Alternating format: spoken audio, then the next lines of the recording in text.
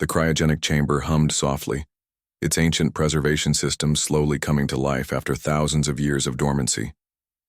Michael Kim's eyes flickered beneath closed lids, neural pathways reactivating with painfully slow precision. Tiny, frost crystals danced across the transparent surface of his preservation pod, catching the dim blue light of the research facility. Researcher Elena Park watched the monitors carefully, her hand trembling slightly as she tracked the vital signs of the most important human specimen ever discovered. The chamber had been found buried deep beneath the ruins of an abandoned human colony world, hidden from the galaxy's countless conflicts for millennia. The pod's external sensors began sending rapid pulses of information: temperature stabilization, cellular regeneration, neural network reboot. Each system came online with mechanical precision, revealing the extraordinary nature of the human inside. Michael Kim had been a legendary military commander during humanity's final global conflict. He represented the last generation of Earth's most brilliant strategic minds, preserved at the moment of humanity's potential extinction. His body showed no signs of decay, no indication of the 10,000 years that had passed since his initial preservation. A sudden mechanical hiss broke the silence. The preservation pod's outer shell began to retract, revealing a man who looked more like a carefully sculpted statue than a living being. Michael's muscles, maintained through advanced cryogenic technology, showed no signs of atrophy. His skin was pale but perfect, his body a testament to human technological achievement. The research team held their collective breath. Protocols for awakening a human from such extended preservation were theoretical at best. No one had ever successfully revived a human from a 10,000-year sleep. Michael's fingers twitched, then his eyes opened. The room felt impossibly cold and impossibly bright. Memories flooded his consciousness. The final battles, the desperate attempts to save humanity, the moment he agreed to be preserved. He saw the unfamiliar faces around him, alien yet somehow recognizable as descendants of human survivors. "Status report," Michael spoke, his voice rough but commanding. Elena Park stepped forward, her hands shaking. "General Kim, you are aboard the research vessel Horizon. We found your preservation chamber on an abandoned colony world. The year is 12,547 Standard Galactic Time." Michael processed the information quickly. 10,000 years, everything he knew was gone. Humanity's fate remained uncertain. "What remains of human civilization?" he asked, his eyes scanning the room with military precision. The researchers exchanged nervous glances. The story of humanity's survival was complex, filled with both triumph and tragedy. "Fragments," Elena responded carefully. "Small colonies, scattered populations. We've survived, but barely." Michael's mind was already calculating. Survival was not enough. Humanity needed more than mere existence. They needed purpose. They needed restoration. The medical team began their initial examinations, running countless tests to verify his physical and mental condition. Michael remained perfectly still, understanding the necessity of their protocols. His mind, however, was racing, analyzing the unfamiliar technology, processing the limited information he had received. Something significant was coming. He could feel it in the precise way his enhanced body responded to this new environment. The galaxy had changed, conflicts had evolved, and humanity needed a leader who understood the art of survival. As the initial medical scans completed, Michael Kim made a silent promise. He would not just survive. He would ensure humanity's complete restoration. The research facility buzzed with anticipation. They had awakened more than just a human. They had awakened a legend. Outside the examination room, massive star charts displayed the current galactic configuration, conflict zones, territorial boundaries, technological landscapes that would have been unimaginable during Michael's original time. The conference room buzzed with tension.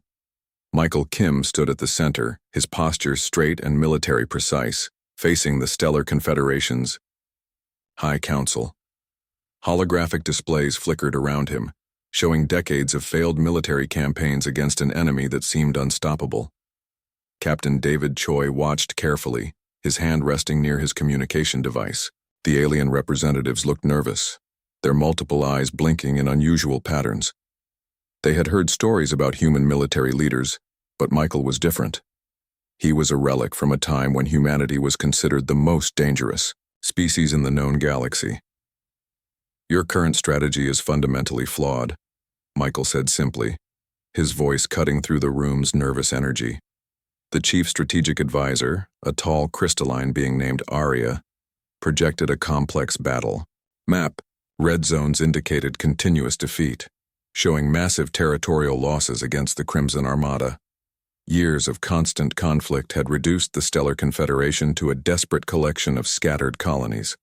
Michael's fingers moved across the holographic display, reorganizing battle formations with incredible speed. Each movement revealed a depth of strategic understanding that left the council members stunned. He saw patterns they had missed for decades: weakness in enemy communication lines, vulnerable supply routes, psychological breaking points. "You're Military treats war like a mathematical equation," Michael explained. "War is a living system. It breathes. It has vulnerabilities." The room fell silent. The alien representatives exchanged uncertain glances. This human from the distant past spoke with a confidence that felt almost threatening. Captain David Choi stepped forward. "We've lost over 60% of our colonized territories. Our best strategists have failed repeatedly. What makes you believe you can succeed?" Michael's eyes locked with David's. "Because I understand something your current military has forgotten. War is not just about technology or numbers. It's about understanding your enemy's psychology." A holographic projection showed Michael's previous campaigns from Earth's final global conflict. Sophisticated strategies that combined psychological warfare, technological innovation, and unprecedented tactical flexibility. Each battle demonstrated a level of complexity that seemed almost magical to the current military leaders. The crystalline advisor, Arya, asked the critical question: "How can a strategy from 10,000 years ago work against our current enemy?" Michael smiled, a smile that sent chills through the conference room. "Human strategies are timeless," he responded. "Technology changes. Human understanding of conflict remains constant." Over the next few hours, Michael broke down the Crimson Armada's combat structure. He identified communication weaknesses, supply chain vulnerabilities, and psychological pressure points that no current military strategist had recognized. The council members watched in growing amazement. This human was reconstructing their entire understanding of warfare. Outside the conference room, massive starships waited, generations of military technology that represented the Stellar Confederation's current might. But Michael saw beyond the technology. He saw the living system of conflict. "We will need to rebuild everything," Michael said quietly. "Not just our military, our entire approach to survival." Captain David Choi realized something profound in that moment. This was not just a military strategy session.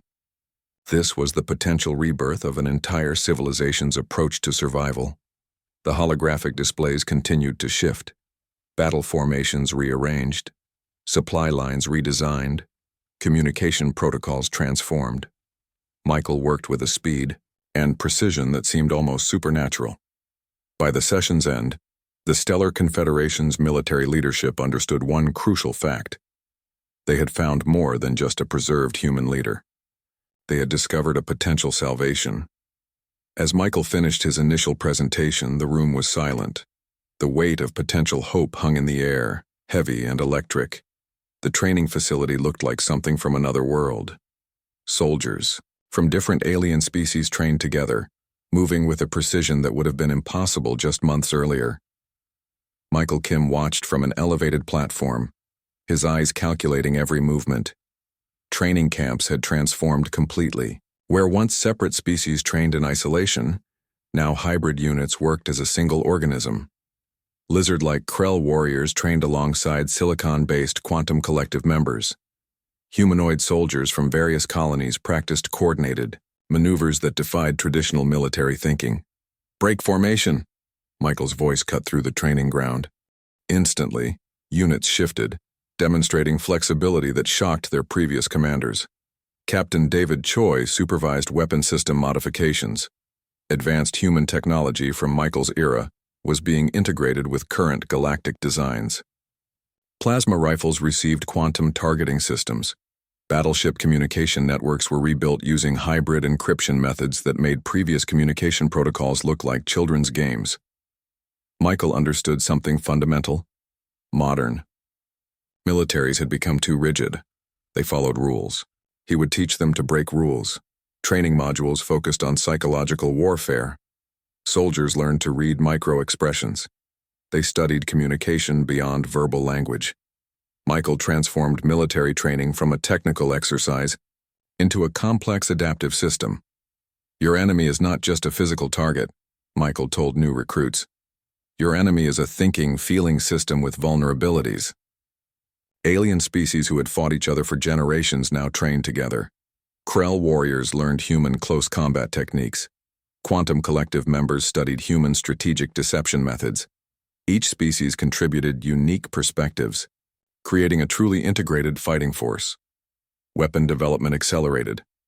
Prototype ships emerged from research facilities, combining technologies that seemed impossible weeks earlier. Adaptive armor. Quantum communication systems. Psychological warfare interfaces that could disrupt enemy communication at fundamental levels. Michael's approach was ruthless, yet brilliant. He didn't just want to win battles. He wanted to redesign the entire concept of military engagement.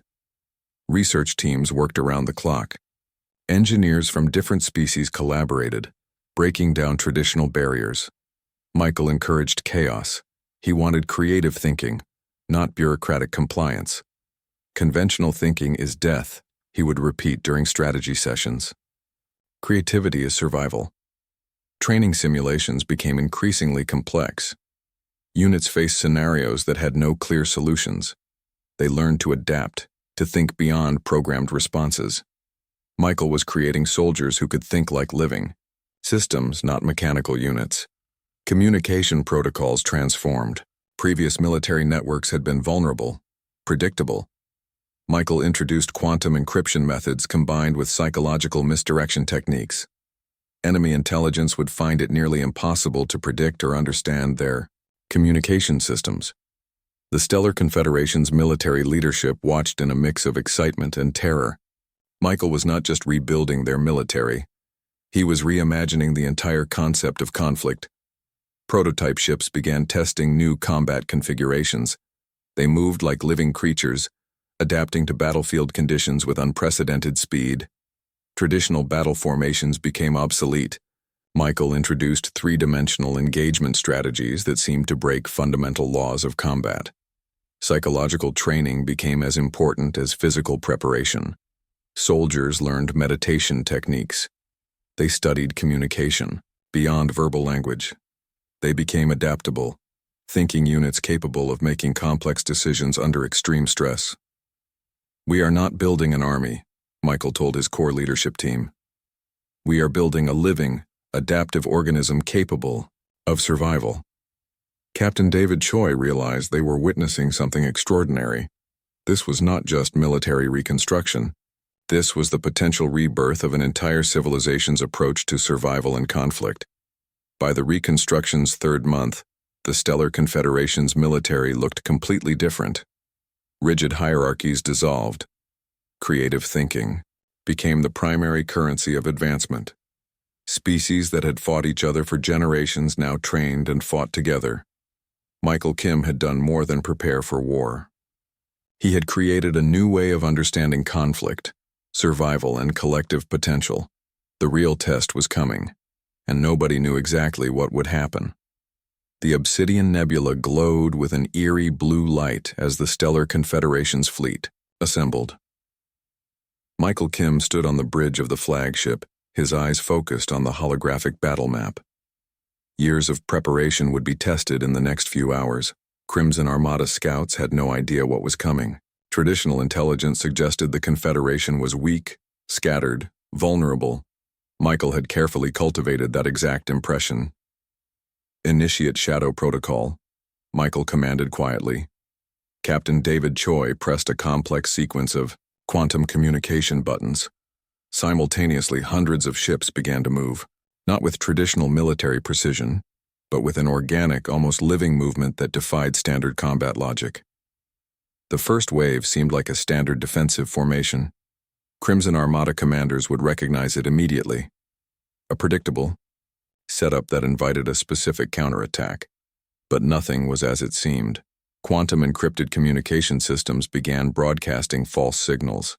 Entire sections of the fleet appeared to be in one location, while actually positioning themselves in completely different strategic points. It was psychological warfare taken to its ultimate technological extreme. Michael watched the battle unfold, like a chess master. Each movement was calculated, each false signal a precise manipulation of the enemy's perception. The Crimson Armada took the bait. Their initial attack came exactly where Michael wanted them to strike. Entire squadrons moved into a trap that seemed like an easy victory. But the trap was nothing like they expected. Hybrid battle groups struck with impossible precision. Ships that seemed vulnerable suddenly demonstrated impossible maneuverability. Weapon systems that defied current technological understanding unleashed devastating attacks. "Target their communication network," Michael ordered. Psychological warfare algorithms kicked in. The Crimson Armada's communication systems began to collapse from within. Not through direct attack, but through complex psychological manipulation that made their own systems turn against them. Alien species that had never fought together now moved as a single organism. Krell warriors piloted ships alongside Quantum Collective members. Human training techniques transformed individual units into an adaptive, thinking combat system. The battle lasted less than 3 standard hours, but those hours would be remembered for generations. Crimson Armada losses were catastrophic, not just in ships or personnel, but in psychological impact. Their entire military philosophy had been systematically dismantled. Captain David Choi watched in amazement as Michael moved between holographic displays, adjusting strategies with microscopic precision. This was more than a military victory. This was a complete reimagining of combat. "They never saw us coming," Michael said quietly. Battlefield reports showed something unprecedented. The Stellar Confederation had lost minimal resources. The Crimson Armada had lost over 70% of their offensive capabilities in a single engagement. Communication intercepts revealed total psychological collapse within the Crimson Armada's leadership. They couldn't understand how their most sophisticated attack had been so completely destroyed. Michael's strategy went beyond traditional military thinking. He had turned the entire conflict into a complex psychological system, where victory was achieved through manipulation, not just direct conflict. Research teams would spend decades studying this single battle. Military academies across different species would use this engagement as the ultimate case study of adaptive warfare.